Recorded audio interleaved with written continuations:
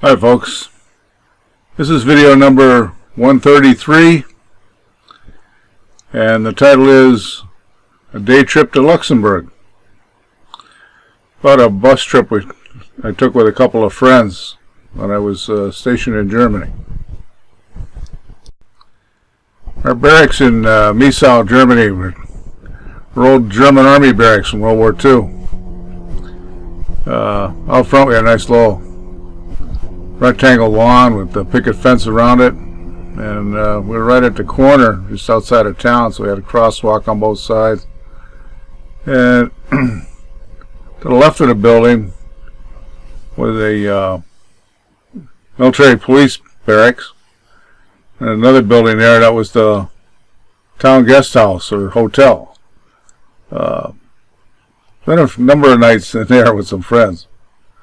Luckily it was close to home, so we could all lean on each other on the way back. Yeah, German beer and schnapps is quite a combination. The view from my back window, I was up on the back side of the building on the third floor. Just like a legislative route went out through the woods and a bit of a parking lot, and of course some grass out there. Where that road went, I have no idea. I was working 14, 16 hours a day trying to get the motor pool squared away, and I don't even recall ever asking where that road went. What was another thing about my barracks? When you walked in the front door, there was a bit of a lobby there. Had a solid marble floor.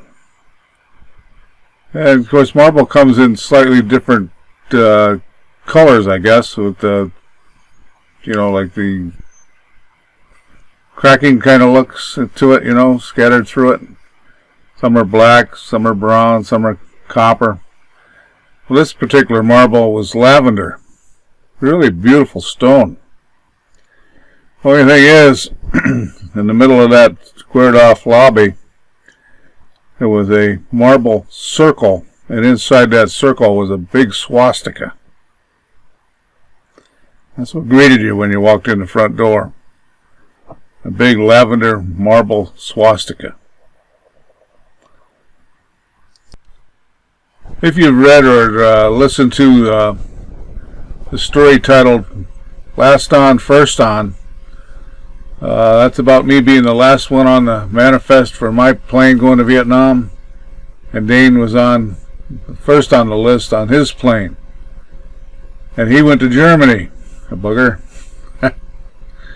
Well, the whole time I was in Vietnam, and when I came back to Belvoir, when I worked as an MP, of course, he was in Germany the whole time. So, yeah, my friend Dane Bellis was stationed in Kaiserslautern. He and his wife Sandy had a nice apartment in the town of Honecken. He had brought Sandy over, being he was going to be there quite a while. In the center square was a nice triangle fountain.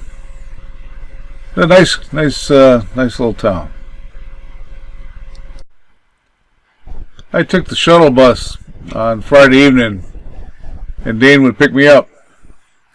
We visited a number of castles in the area. Some were still in fair shape, but most were just ruins from centuries past.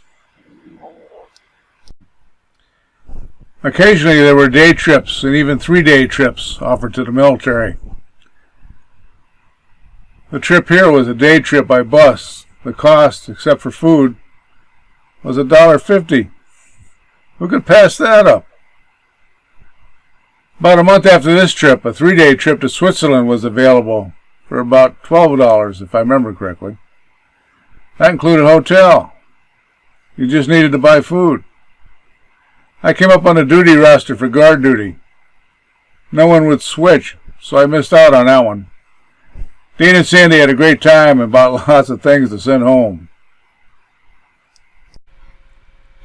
On the way to Luxembourg, the tour guide on the bus called out the Fortress of Three Acorns that we drove by. We didn't stop to look at it. It had 3 2-story towers, 2 in front and 1 in back.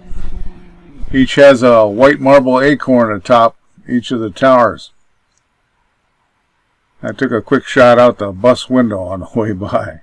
Would have been nice to stop in there and take a look at it.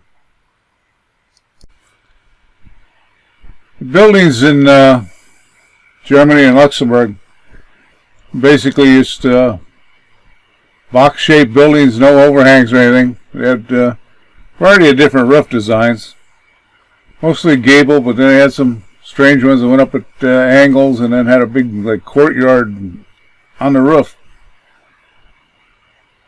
A lot of different designs, but basically just boxes. The old part of the town of Luxembourg actually has a moat running through it. And we saw an arch in town that was built in 1560 AD.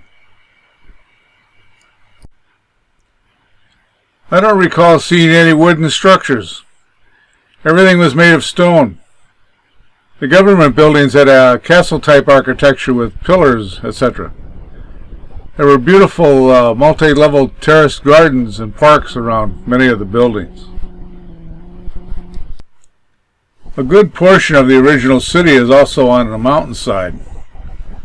The buildings are made of stone and are very close together. The streets are very narrow.